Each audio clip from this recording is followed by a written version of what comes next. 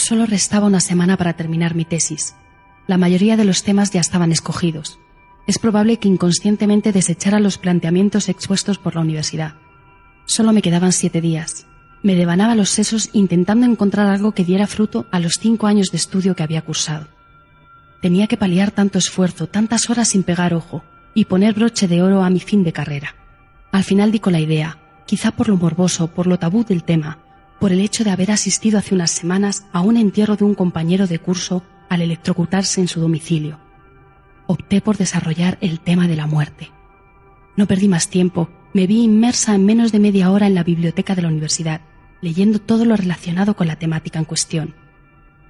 Repasé varios libros y testigo era de ello la columna que tenía encima de la mesa, 2 paquetes de tabaco y varios envoltorios de productos de la máquina expendedora del pasillo. Los datos se agolpaban, cada libro con su teoría. Encuentros cercanos a la muerte, medicina post-mortem, prácticas forenses, vida después de la vida. Tengo que reconocer que estuve casi un día intentando encontrar el hilo que daría forma a mi historia. Todo un récord, pero no me motivó nada. Rendida y con una amalgama de datos en mi cabeza, decidí poner término a mi búsqueda en la lectura. Necesitaba investigación de campo, y eso es precisamente lo que hice, pero en un campo santo. Me puse freno unos segundos, pero Elena, ¿qué estás a punto de hacer? Esos sitios tienen que dar mucho yuyu. La vena periodística se impuso al miedo, y decidida me vi casi sin darme cuenta hablando con el conserje del cementerio de mi ciudad. Tuve suerte. El hombre tenía pensado irse ese viernes de fin de semana y dejar a algún familiar que vendría en su puesto en un par de días. Después de identificarme varias veces con el carnet de la universidad, decidió confiar en mí.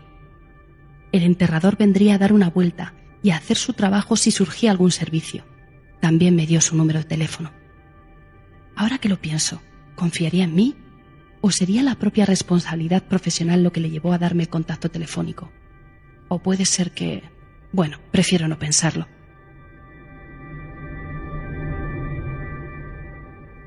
Ya estaba embarcada en mi trabajo. Metí en una mochila varias latas de refresco, unos cuantos bocadillos y útiles para escribir. No necesitaría más. Con mi tarea estaba cuando llamó Alberto, mi novio. Hola, cielo. Cari, ¿qué haces? ¿Estás perdida? Siento no haberte llamado, pero he estado muy liada con la tesis. Viene Juan Álvarez y su novia. No puedo, tengo que irme al cementerio. Te llamaré, te quiero. Me imagino la cara de mi chico cuando oyera eso. Lo último que escuché antes de cortar la comunicación fue... ¿A dónde has dicho que vas? No podía perder más tiempo, estaba lanzada e inspirada con mi cruzada particular. Además había quedado con el conserje a las 8:30 y ya llegaba tarde. Le daría explicaciones a Alberto después, pero antes apagué el móvil. Braulio, el conserje, me recibió en su casa con cara de desconfianza, posiblemente porque se me hizo algo tarde. Después de disculparme, me dio las llaves de la hacienda y me explicó varias cosas básicas. Mi cara se transformó cuando vi en uno de los montículos, al lado de un panteón, una luz fosforescente que salía bajo tierra. Tartamudeando les señalé aquello. Una carcajada sonora por parte de Braulio se escuchó por todo el recinto. No salvándome de los sarcasmos del encargado, haciendo referencia a espíritus y fantasmas, me comentó después, más en serio, que lo que veía eran fuegos fatuos, provocados por el calcio de los huesos que al contacto con el oxígeno brillaban en la oscuridad. Aún con una sonrisa, el funcionario se despidió de mí, dejándome en aquella pequeña casita, sola. Ahora sí que estaba metida de lleno en el tema.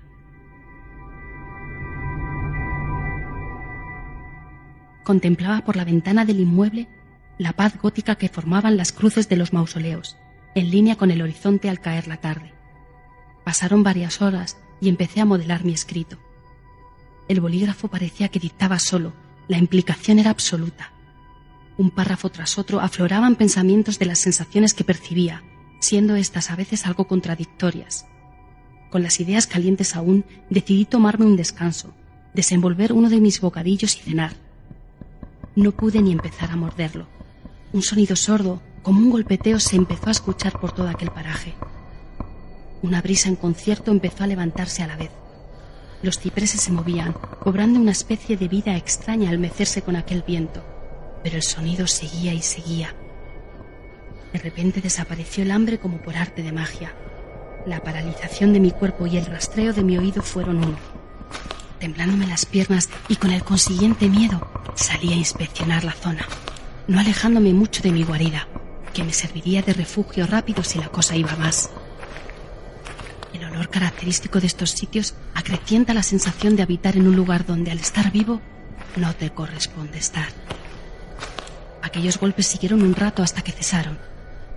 Creo que mis extremidades inferiores, por ellas mismas, se pusieron en carrera hacia un lugar seguro. El viento cobró fuerza y el roce de las ramas con la pared del cementerio creaban chasquidos macabros. Ya eran casi las 3 de la mañana. Empecé a recordar cosas de lo leído, como que a esa hora, en el mundo espectral lo tenían más fácil para entrar en nuestro plano físico, y los difuntos se colaban como furtivos en nuestros miedos más ancestrales. Y en eso pensaba también, que era el propio miedo que nosotros nos infundíamos el que nos llevaba a ver sucesos donde no los hay. Cambié de opinión en pocos segundos. El conocido golpeteo volvió a hacer acto de aparición. Esta vez, ya resguardada, decidí quedarme escuchándolo. Aún consciente de estar pasando la peor noche de mi vida, puse atención. ¿Podrían ser ladrones de tumbas? ¿Algún tipo de secta? Pude darme cuenta que eran irregulares y que un golpe distaba unos segundos del siguiente. Armada de valor, que no sé de dónde lo saqué, salí a unos metros de mi habitáculo y con todas mis fuerzas empecé a gritar. ¿Quién está ahí? ¡Voy a llamar a la policía! El ruido paró unos segundos y después se reanudó con más fuerza. Volé hacia mi escondite y al poco cesó otra vez. Comprendí que era algo vivo, o en el peor de los casos no vivo, pero reaccionó ante mi amenaza.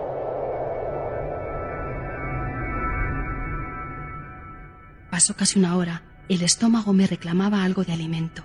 Empecé a comer el bocadillo con 100 ojos hacia la pared que delimita el lugar santo. Esa noche iba a cenar muy poco.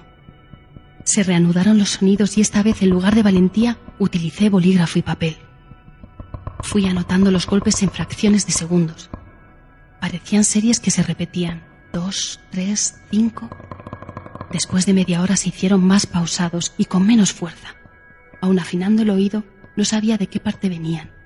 Las montañas próximas camuflaban la dirección de mi terror nocturno con el eco que producían.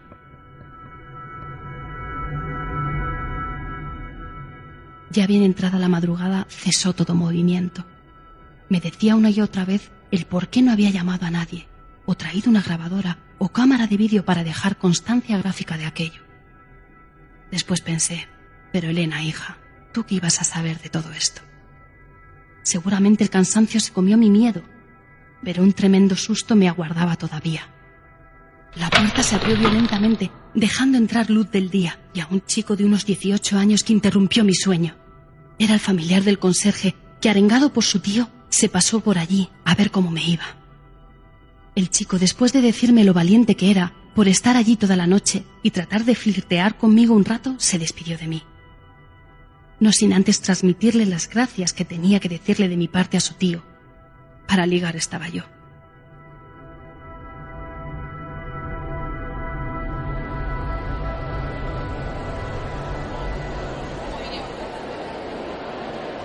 Pasé el sábado y el domingo escuchando El puro protector de mi novio. El lunes me encaminé a mi universidad. El primer saludo lo recibí de Fran, un chico que me había sacado del apuro alguna vez que otra al dejarme algunos apuntes y que sabía de mi aventura nocturna. Me comentó que mirara el corcho de los anuncios, donde había un artículo que posiblemente me iba a interesar para mi trabajo. Y con un guiño y sin decirme nada, se perdió por los pasillos del centro. Llegué hasta el tablón y rezaba lo siguiente. Murió 2 veces. El sábado en el cementerio de esta localidad se oyeron ruidos procedentes de un nicho, en el que el viernes 14 fue enterrado un chico de 16 años. Los forenses han dictaminado que padecía la enfermedad de la catalepsia, síntomas estos de aparente muerte clínica, confundiendo a los médicos que certificaron su fallecimiento. La familia declara a este diario que si en algún momento pidió ayuda, se vio impedido por ser mudo, debido a un problema en la laringe en el momento del nacimiento. La negligencia médica tendrá por parte de los familiares una querella legal contra el hospital en el que fue tratado. El informe forense continúa su diagnóstico, encontrando unas extrañas raspaduras en los nudillos y falanges de las 2 manos del joven. Entra en la hipótesis que fueron causados por él mismo al tratar de pedir auxilio, ya que parecen coincidir con los desperfectos interiores de la caja mortuoria. El fallecimiento final tuvo lugar por asfixia, provocada por la falta de oxígeno en el ataúd que le dio sepultura. Me vine abajo. Podría haberle ayudado. Podría estar vivo ahora. Me culpaba a mí misma por ser miedosa por un lado y por otro, por no llamar a nadie y hacerme la tía valiente. Aún así, en homenaje a ese muchacho, pondría al final una nota de recordatorio.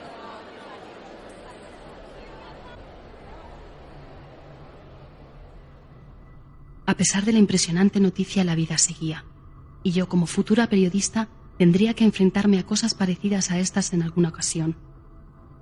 Terminé de desmenuzar mi escrito, pero me quedaba una duda. ¿Cuál era el verdadero significado de sus puñetazos contra la caja mortuoria? Consulté varios libros y llegué a la conclusión que era el código Morse que se utilizaba en los primeros aparatos de radiotransmisión de la historia, y que aún está en uso. Casi en 2 sesiones cotejé mis apuntes de números y series. Creí adivinar que decía: Nicho 1644E, estoy vivo, soy Manuel, ayúdenme por favor. Dios, qué horror, morir de esa manera. Pensé en cambiar mi trabajo, pero ya no tenía tiempo de hacer otro. Lo presenté tal y como lo acababa de terminar. Días más tarde tuve que prestar declaración en la comisaría de policía. Me hicieron 1000 preguntas y, como yo anteriormente, se quedaron asombrados ante la historia que les relataba. Al llegar a la universidad todo el mundo me preguntaba por el chico, que si había pasado miedo, que si fueran ellos lo habrían ayudado. Lejos de críticas, mi familia y mi novio me apoyaron mucho, y se lo tendré que agradecer siempre. Un profesor me paró en medio del pasillo y con voz de pocos amigos me dijo que el rector quería hablar conmigo. Ya veía la que me iba a caer encima y mi carrera al traste. Eso creía en esos momentos. El rector me recibió de muy buen humor. Me invitó a sentarme. Se sentó él y se hizo un silencio que duró unos segundos, pero que para mí duró horas.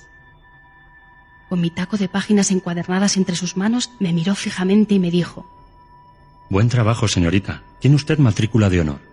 Enhorabuena.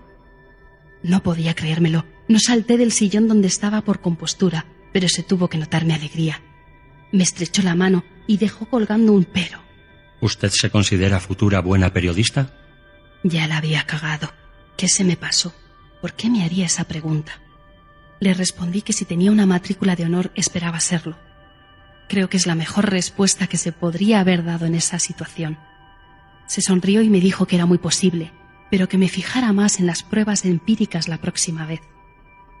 Sin entender lo que quería contarme, le hice la pregunta obligada. ¿Por qué? ¿Algo está mal? Sí, algo está mal, señorita Elena. Si usted me dice que los catalépticos, aparte de su enfermedad, tienen rayos X en los ojos, yo no me lo creo. ¿Usted cree que sí? Me pareció una pregunta irónica y no respondí. Posiblemente mi cara de confusión le animó a descubrirme lo que quería saber, y prosiguió sin respuesta por mi parte. He repasado su estudio minucioso de la transcripción de sus notas al código Morse que divulga usted en uno de sus párrafos. Y es correcto. Aparte, está corroborado por el informe policial. ¿Y bien? No dudo ni por un momento de su sinceridad. Pero aún en el caso de enterrar con vida a alguien, ¿puede ver esa persona la parte frontal de la lápida con la numeración en donde está ubicada su sepultura? Si es introducido dentro del féretro, no tiene posibilidad alguna de ver el exterior. Estando vivo, claro. Curioso, ¿no cree, señorita Elena?